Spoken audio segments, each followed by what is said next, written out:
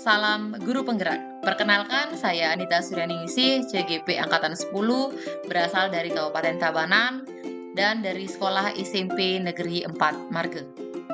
Pada kesempatan kali ini, saya akan menyelesaikan tugas koneksi antar materi pada modul 2.1 mengenai pembelajaran berdiferensiasi. Pada pendidikan guru penggerak, saya berada pada kelas 10.36B dengan fasilitator Bapak Iwayan Murnayase dan pengajar praktik Bapak Inyoman Adi Saputra.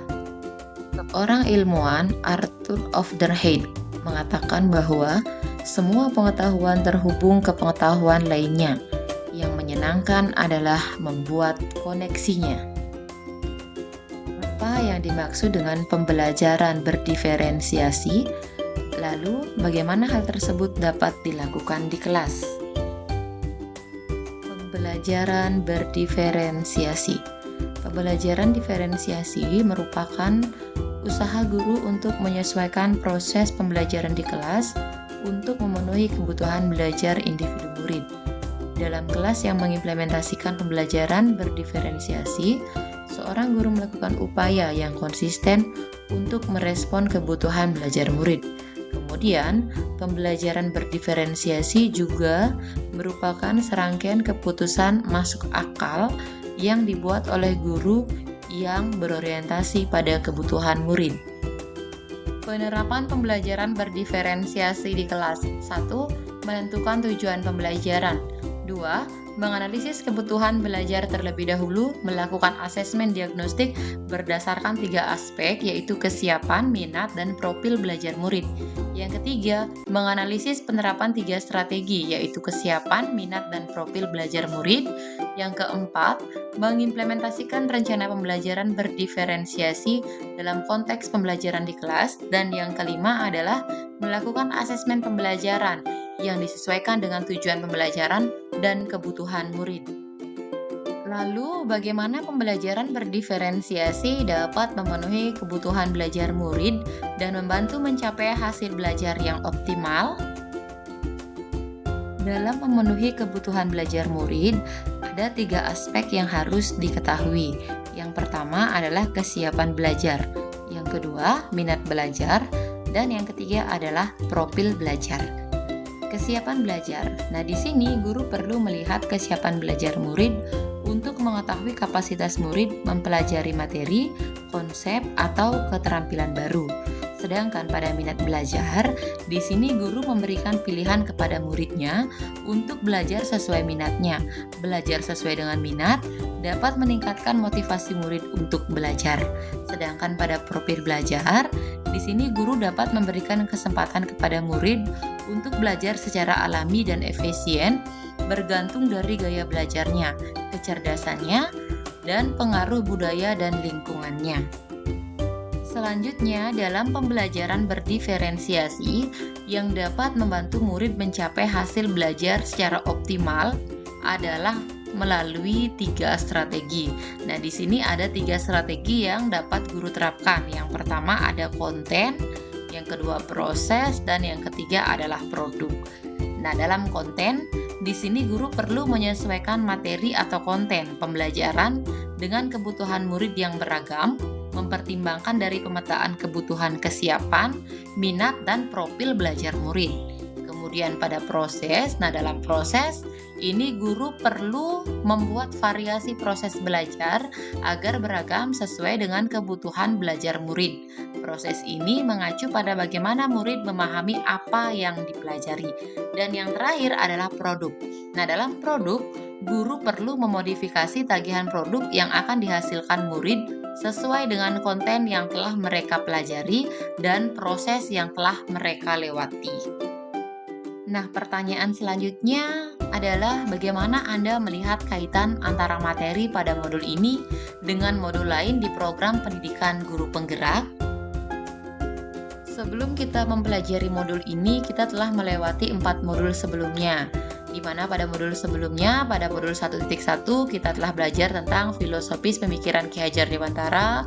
Kemudian pada modul 1.2, kita belajar tentang nilai dan peran dari guru penggerak. Dan pada modul 1.3 kita belajar tentang visi guru penggerak. Pada modul 1.4 kita belajar tentang budaya positif. Dan pada modul kali ini, yaitu pada modul 2.1, kita belajar tentang pembelajaran berdiferensiasi. Nah, semua modul ini saling berkaitan, yaitu berpihak kepada murid yang nantinya akan memunculkan profil pelajar Pancasila. Keterkaitan antar materi pada modul 1.1 dengan modul 2.1. Pada modul 1.1 Filosofi Pemikiran Ki Hajar Dewantara, di sana dikatakan bahwa pendidikan adalah menuntun segala kekuatan kodrat yang ada pada anak. Tugas guru adalah menyediakan lingkungan belajar yang memungkinkan setiap anak dapat tumbuh dan berkembang sesuai kodratnya masing-masing dan memastikan mereka selamat dan bahagia. Sedangkan pada pembelajaran berdiferensiasi, di sini guru dapat memenuhi kebutuhan murid melalui pembelajaran berdiferensiasi yang dapat mengakomodasi keberagaman murid melalui pemetaan kesiapan, minat, dan profil belajar, sehingga dapat mewujudkan pembelajaran yang berpihak kepada murid. Selanjutnya, koneksi antar materi pada modul 1.2 dan 2.1. Pada modul 1.2, nilai dan peran guru penggerak, di sini ada nilai dan peran. Nilai dalam proses menuntun, guru harus selalu berpikir dari pertanyaan, apa yang dibutuhkan oleh murid, apa yang harus saya lakukan agar proses belajar menjadi lebih baik.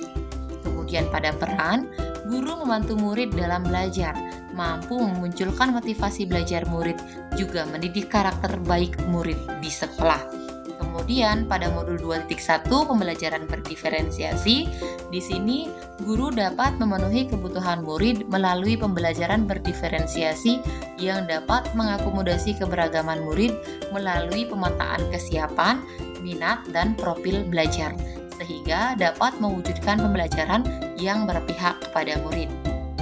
Selanjutnya pada koneksi antar materi pada modul 1.3 dan modul 2.1. Modul 1.3 visi guru penggerak. Nah, di sini guru dapat melakukan pendekatan IA melalui tahapan bagja, yakni bagian B-nya adalah buat pertanyaan terkait pemetaan kebutuhan belajar murid.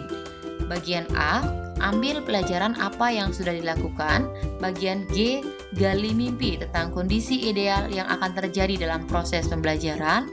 Dan bagian J adalah jabarkan 3 strategi diferensiasi.